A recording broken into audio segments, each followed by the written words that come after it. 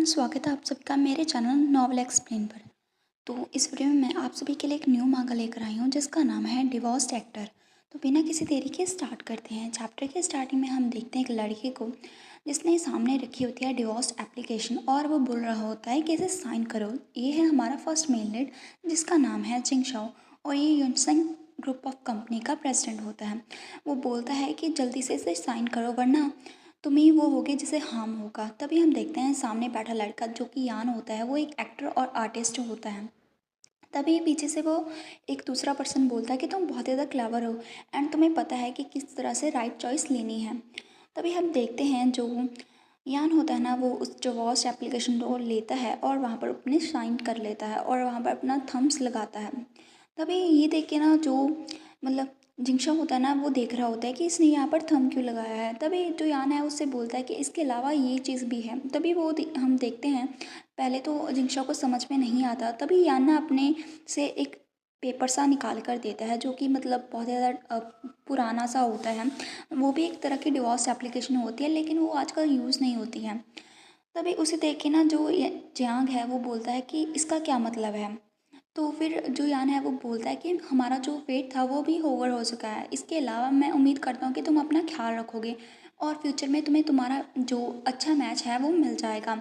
इसके अलावा जो तुम मुझे 30 मिलियन पे करना चाहते थे कॉम्पनसेशन के तौर पे, वो तुम्हें मुझे देने की ज़रूरत नहीं है।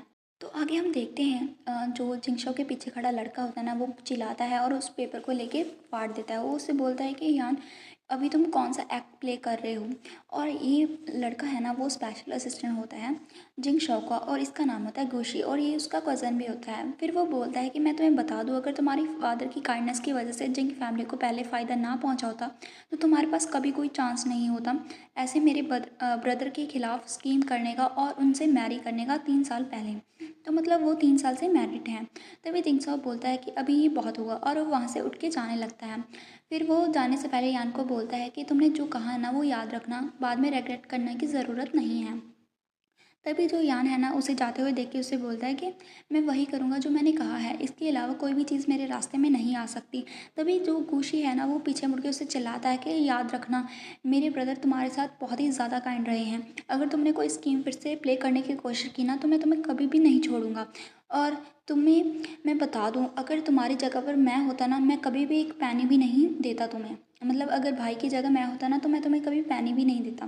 तभी जहाँ से जो जिंगशॉ है और जी शे वो दोनों ही जाने लगते हैं। तभी पीछे से यान उससे बोलता है कि मिस्टर गू, तुम्हारे साथ कोई परेशानी होने वाली है 2 दिन के अंदर, तो तुम्हें जल्दी से अपने घर जाना चाहिए और बाहर मत निकलना वरना तुम्हारी डेथ हो सकती है। उसकी बात सुन के जो गुशी है ना, वो काफ़ी गुस्सा हो जाता है और उससे बोलता है कि तुम्हें क्या लगता है, तुम ऐसे कुछ भी बुलशिट कहोगे और मैं तुम पे विश्वास कर लूँगा, तुम्हें अपने बारे में चिंता करनी चाहिए। और वो पेपर को फोल्ड करके वहाँ पर फेंक देता है। तो जिंगशा उसके ऊपर पैर रख के चला जाता है। तभी यहाँ पर जो गुशी है वो बोलता है कि ब्रदर चलो जल्दी से यहाँ से चलते हैं, वो एक मिस्टीरियस टाइप से एक्ट कर रहा है। तभी हम देखते हैं वहाँ पर उन दोनों को कार में और जिंगशो स्माइल करता है। तभी वो गुशी बोलता है कि ब्रदर क्या कोई प्रॉब्लम है। तो जिंगशो उसे बोलता है उसके सिग्नेचर ये नहीं है, उसने जानबूझकर उसके फॉन्ट्स चेंज किए हैं। तो उसकी बात सुन के गुशी और भी ज़्यादा गुस्सा हो जाता है और तभी गुस्सा करता है गुशी और उस पेपर को लेके बोलता है जिंगशो से कि वो कितना ज़्यादा परसिस्टेंट है। अगर वो यही जो डिटर्मिनेशन है वो अपनी एक्टिंग में दिखाता तो अभी तक वो बहुत ही ज़्यादा पॉपुलर एक्टर बन चुका होता है एंटरटेनमेंट इंडस्ट्री में। तभी जो जिंगशो है ना, वो सोचता है अपने मन में कि 3 सालों से हमारी मैरिज में वो बस स्कीमें ही कर रहा है और उसकी वजह से मैं उससे के साथ जब भी होता हूँ मैं कम्प्लीटली अवेयर होता हूँ और सोचता है कि अभी ये जो मैरिज है उसे हमें ख़त्म कर देनी चाहिए। तभी हम देखते हैं हमारा सीन शिफ्ट होता है यान पर। तो यहाँ पर हमें पता चलता है जो यान है ना, उसके अंदर किसी और की आत्मा आ जाती है। मतलब सोल ट्रांसमिट कॉन्सेप्ट है यहाँ पर। और जो लड़की की यहाँ पर सोल आई है यान के अंदर, वो कोई एंशियंट टाइम का बहुत ही बड़ा कल्टिवेटर है।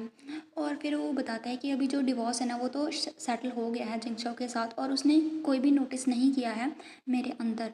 तभी जो यान है ना, वो सोचता है कि मैंने कभी एक्सपेक्ट नहीं किया था कि मैं रिस्पेक्टेड मास्टर ऑफ ग्रेट शान डायनेस्टी इस तरह से जिसने इतने सालों से कल्टीवेट किया है वो इस तरह की एरा में ट्रांसफ़र हो जाएगा सोल ट्रांसफिगरेशन के थ्रू।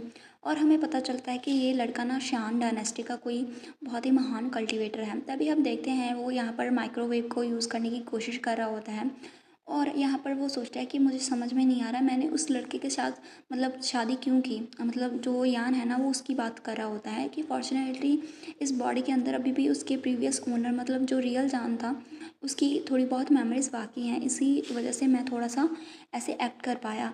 अभी मुझे 3 डेज़ लगेंगे इस जो चीज़ है उससे फेमिलियर होने के लिए।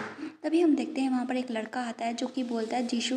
तभी जो यान है ना वो पीछे मुड़ता है और उससे बोलता है कि हेलो मैनेजर ली। तो हमें पता चलता है जो ये लड़का आया है वो ली फेंग है जो कि यान जीशु का मैनेजर है। जीशु उसका सरनेम है। तो अभी जो ली है वो उसे बताता है कि मैंने सुना है कि तुम्हारा और मिस्टर यांग का जो डिवोर्स है वो हो चुका है, तुम्हें डरने की कोई ज़रूरत नहीं है। मिस्टर शी ने मुझे कहा है कि तुम्हारे जो रिसोर्सेज हैं वो तुम्हें वैसे ही कंटिन्यू दिए जाएंगे और तुम्हारा वर्क भी मैं अरेंज करता रहूँगा। तभी यान उससे बोलता है कि क्या तुम मेरा जो कॉन्ट्रैक्ट है कंपनी के साथ वो टर्मिनेट करवा सकते हो। तो ली उससे बोलता है कि तुम्हें ऐसे क्विट करने की ज़रूरत नहीं है। तभी जो यान है वो सोचता है कि क्विट द इंडस्ट्री इसका मतलब क्या है। तभी वो उससे कुछ भी नहीं बोलता और थोड़ा सा खांसता है। तभी ली उससे बोलता है कि तुम्हें ऐसे इम्पल्सिव रिएक्ट करने की ज़रूरत नहीं है और ऐसे एंगर में डिसीजन नहीं लेने चाहिए। अभी तुम्हें पता है ना तुम्हारे पास 3 इंडोर्समेंट बाकी हैं। इसके अलावा अगर तुमने अभी फ्यूचर में कॉन्ट्रैक्ट को ब्रेक किया ना तो तुम्हें 58 मिलियन पे करने पड़ेंगे, तुम्हें पता है ना। तो उसकी बात सुन के ना जो यान है वो परेशान हो जाता है कि क्या 58 मिलियन। और फिर वो देखता है फ़ोन के ऊपर कि जो प्रीवियस ओनर था मतलब यान जो पहले वाला यान था उसकी जो सेविंग्स थी ना वो बिल्कुल भी नहीं थी, उसके पास सिर्फ 1000 रुपये ही थे। और फिर वो सोचता है कि मुझे लगता है कि मुझे ओरिजिनल वर्क ही कंटिन्यू करना पड़ेगा। फिर वो ली से बोलता है ठीक है, अभी तुम्हें मनी की चिंता करने की ज़रूरत नहीं है, जब मेरे पास अच्छी मनी होगी मैं कंपनी को बैक पे कर दूंगा। तो ली उसे बोलता है कि ठीक है, अभी इस पीरियड के दौरान जब तक तुम्हारा कॉन्ट्रैक्ट चल रहा है तुम्हें कंपनी की जो भी अरेंजमेंट दी जाएंगी उसके साथ कोऑपरेट करना पड़ेगा। तो यान उसे यस में आंसर करता है। तभी ली उससे बोलता है ठीक है अभी मैं जाता हूँ, तुम अपने जो वर्क है उसे कंटिन्यू रखो। तो वो दोनों एक दूसरे को गुड बाय विश करते हैं। तभी जो यान है ना वो खुद को बैठाता है और कल्टीवेट करना स्टार्ट कर देता है और सोचता है अपने मन में कि मुझे लगता है कि अभी सबसे ज़्यादा इंपॉर्टेंट टास्क मेरे लिए मनी को अर्न करना है, लेकिन अभी मुझे पहले कल्टीवेशन पर फोकस करना पड़ेगा क्योंकि तभी मैं इमॉर्टल की तरह असेंड कर पाऊँगा, तभी मैं ट्रू इमॉर्टल बन पाऊँगा। तभी फिर वो सोचता है लेकिन इस दुनिया में मैं एक ऐसा लड़का कैसे कहाँ ढूंढूंगा जो वेल्थी भी हो और जिसे आत्माओं ने सताया हो, मतलब जिसे डीमन ट्रेवल कर रहे हो। तो यहाँ पर हमारा जो चैप्टर है वो फिनिश हो जाता है। आगे हम 3 दिन के बाद का सीन देखते हैं और जो हमारा यान होता है ना वो वहीं पर बैठा होता है और कल्टीवेट कर रहा होता है। तभी उसकी आंखें खुलती हैं क्योंकि वहाँ पर एंट्री होती है जिंग शॉ की। वो बहुत ही गुस्से से आता है और उससे बोलता है कि मैं यहाँ पर हूँ। यान शो, मुझे ये बताओ तुमने गुशी के साथ क्या किया है। तो यहाँ पर यान को कुछ भी समझ में नहीं आता क्योंकि वो तो कब से कल्टीवेट कर रहा होता है। तभी जो जिंगशो है वो उससे बोलता है कि तुम्हें शायद पता नहीं है गोशी कब से अनकॉन्शियस पड़ा है आईसीयू में। और फिर उसकी बात सुन के ना यान उससे बोलता है लेकिन मैंने तो कुछ भी नहीं किया है। तभी जो जिंगशो है वो सोचता है अपने मन में क्या तुम अभी भी आर्ग्यू करने की कोशिश कर रहे हो। फिर वो बोलता है कि क्या तुम्हें पता है मैं तुम्हें डिवोर्स क्यों लेना चाहता था तुमसे। तो फिर उसकी बात सुन के ना जो यान है उससे बोलता है कि हाँ मुझे पता है कि तुम मुझसे डिवोर्स क्यों चाहते थे। और फिर वो बोलता है क्योंकि तुम इनकेपेबल हो, मतलब कि तुम मेरे साथ वो सब चीज़ें नहीं कर सकते। तभी उसकी बात सुन के ना जो जिंगशो है उसे काफ़ी गुस्सा आता है और वो उसे घूरने लगता है। और फिर वो उससे बोलता है कि जी यान तुम ये क्या बात कर रहे हो, दोबारा से कहो। तभी उसकी बात सुन के ना जो यान है वो अपने मन में सोच रहा है कि मुझे लगता है इसे कुछ हियरिंग प्रॉब्लम्स हैं, इसे कान से सुनाई नहीं देता। फिर वो फिर से बोलता है कि मैंने ये कहा है कि तुम इनकेपेबल हो, और या फिर हम दूसरी तरफ से बोले कि तुम नॉर्मल पर्सन नहीं हो। तभी हम देखते हैं क्योंकि जो यान है ना वो दूसरी डायनेस्टी से आया है जो कि काफ़ी ज़्यादा बड़ा कल्टीवेटर है, तो वो दूसरे की स्पिरिट वगैरह देख सकता है और ये भी देख सकता है कि किसी की मौत कब आएगी और कब नहीं। तभी अपने मन में सोचता है कि जनरली लोगों के पास 3 सोल्स होती हैं और 7 स्पिरिट्स होती हैं जो 7 इमोशन और 6 डिज़ायर को रिप्रेजेंट करते हैं, लेकिन जिंगसों के पास नेचुरली जो spirit of love and desire वो दोनों ही नहीं है, तो वो कभी भी किसी से प्यार नहीं कर सकता। मतलब जहाँ पर जिंगसो को कभी भी किसी और से प्यार हो ही नहीं सकता। तभी यान उससे बोलता है तुम्हें ऐसा गुस्सा करने की ज़रूरत नहीं है, अगर ऐसी कोई सिचुएशन आती भी है तो प्रॉबेबली वो उसकी वजह से होगा क्योंकि तुम्हारे पास वो सभी चीज़ें है ही नहीं। और या फिर किसी ने कोई इवल जो फंक्शन है तुम पे यूज़ किया है, मतलब किसी ने तुम्हारे ऊपर जो आत्मा वगैरह है वो डाली है। तभी उसकी बात सुन के ना जिंगशो काफ़ी गुस्सा हो जाता है और उसे दीवार की ओर धकेलता है। और फिर वो उससे वो बोलता है कि ये बस हो गया, तुम मुझसे सिर्फ 3 मिनट से ही मिले हो और तुम ऑलरेडी मेरे एंसेस्टर्स को ऐसे इंसल्ट कर रहे हो, ये तो बहुत ही ज़्यादा इम्प्रेसिव है ना। तो उसकी बात सुन के यान उसे कुछ भी नहीं बोलता और यहाँ पर जिंगशो सोचता है अपने मन में, पहले वो कितना ज़्यादा रिपल्सिव हुआ करता था, लेकिन मुझे नहीं लगता है मैंने कभी भी इसके साथ इतनी ज़्यादा लंबे टाइम तक बात की है। क्या ऐसा हो सकता है कि अभी मेरी अटेंशन पाने के लिए ऐसे वियर्ड वर्ड का यूज़ कर रहा है और वियर्ड एक्ट कर रहा है। तो यहाँ पर जिंगशो को लगता है कि वो ना उसकी अटेंशन पाने के लिए ऐसा कर रहा है, लेकिन यार ऐसा कुछ भी नहीं करता। तो यहाँ पर हमें ये भी पता चलता है कि उन दोनों की रिलेशनशिप में, मतलब अभी के जिंगशो और जो पुराना यान था, उन दोनों की रिलेशनशिप में उन्होंने कभी 3 मिनट से ज़्यादा, मतलब 2 मिनट से ज़्यादा बात भी नहीं की थी।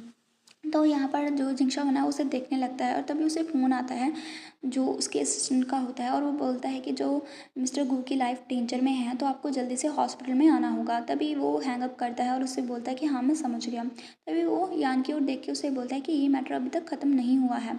तभी वो जाने लगते हैं और अपने जो असिस्टेंट होता है ना उसे बोलता है कि तुम यान पर 24 आवर्स नज़र रखो और जो भी कुछ होता है वो मुझे यहाँ पर रिपोर्ट करना। तभी हम देखते हैं जो जिंगशो है वो जाता है हॉस्पिटल में और अपनी कज़न को देखता है और फिर डॉक्टर उसे बोलता है कि मिस्टर गू के सारे जो ऑर्गन्स हैं वो फेल हो चुके हैं। अगर हमने उसे वक्त पे नहीं बचाया ना तो मुझे नहीं लगता कि वो बच पाएगा। अभी हमें और भी ज़्यादा टेस्ट कंडक्ट करवाने होंगे। तभी जिंगशो ना देखता है गुशी को जो कि आराम से पड़ा होता है और वो बोलता है डॉक्टर से कि अभी आप जा सकते हो। तभी हम देखते हैं जो जिंगशा है उसे थोड़ी देर बाद मैसेज आता है उस पर्सन का जिसे उसने रखा होता है मॉनिटर करने के लिए यान को। तभी उस बंदे का मैसेज आता है कि वॉस, जब आप थोड़ी देर बाद गए थे ना तो यानजी भी बाहर चला गया था। पहले तो वो बाईसाइकिल राइड करने लगा था और 2 घंटे तक उसने बाईसाइकिल को राइड किया। फिर उसने कहीं पर जाके मिट्टी को कूदा, मतलब मिट्टी को खुदाई की मिट्टी की, और वहाँ से पता नहीं उसने क्या निकाला। फिर वो पॉन्ड में चला गया और 5 मिनट पहले ही वो मतलब किसी ट्री पर क्लाइंब कर रहा था और सिक्योरिटी ने उसे पकड़ लिया और अभी वो फ़ाइन को पे कर रहा है। तो उसकी बात सुन के ना जो जिंगशा है वो गुस्सा हो जाता है और बोलता है कि मैंने तुम्हें यान को मॉनिटर करने के लिए कहा था, ऐसे कोई भी नॉनसेंस वॉच करने के लिए नहीं कहा था। तो वो बंदा बोलता है कि बॉस, लेकिन मैं मिस्टर यान को ही यहाँ पर वॉच कर रहा हूँ और ये जो लड़की की मैंने आपको इन्फॉर्मेशन दी है वो मिस्टर यान ही है, इसीलिए मैंने उनकी वीडियो भी रिकॉर्ड की है ताकि आप ट्रस्ट कर सको। तभी हम देखते हैं वीडियो में जो यान है वो बाईसाइकिल को राइड कर रहा होता है और फिर हम देखते हैं वो मिट्टी की खुदाई भी कर रहा होता है और हम देखते हैं वो यहाँ पर पेड़ के ऊपर भी चढ़ जाता है और सिक्योरिटी उसे डांट रहा होता है कि यहाँ पर क्लेमिंग अलाउ नहीं है, तुम्हें अभी के अभी 200 रुपये फ़ाइन पे करना होगा। तो जिंगशो इस चीज़ को देखता है और क्योंकि वो वीडियो ना लाइव चल रही होती है, तभी जो सिक्योरिटी है वो उसे बोलता है कि अभी के अभी ट्री के ऊपर क्लेम करना बंद करो, तुम्हें अभी फ़ाइन पे करना होगा। तो जो यान है ना वो ऐसा करना नहीं चाहता, फिर वो यस में आंसर करता है। तभी ऐसा उसका रिएक्शन देख के ना जो जिंगशो है वो स्माइल करने लगता है और सोचता है कि क्या ये सच में इतना ज़्यादा स्टूपिड और फूलिश है या फिर ये टर्म बनने की अभी प्रिटेंड कर रहा है। मुझे सच में कुछ भी समझ में नहीं आ रहा। फिर वो सोचता है कि वेट, क्या ऐसा हो सकता है कि डिवोर्स उसके लिए बहुत ही ज़्यादा हो गया कि वो उसे हैंडल नहीं कर पा रहा और वो क्रेज़ी हो गया है। मतलब उसके कहने का मतलब ये था कि मुझे लगता है कि वो पागल हो गया है क्योंकि मैंने उससे डिवोर्स तो ले लिया, क्योंकि वो मेरे साथ इतना ज़्यादा अटैच्ड था। तो फिर वो उस बंदे को बोलता है कि उसे हॉस्पिटल में लेकर आओ। तो वो बंदा उसे बोलता है ठीक है बॉस। तभी हम आधे घंटे के बाद का सीन देखते हैं। यान जिसके ऊपर मिट्टी लगी होती है उसके कपड़े भी थोड़े बहुत मिट्टी से सने होते हैं।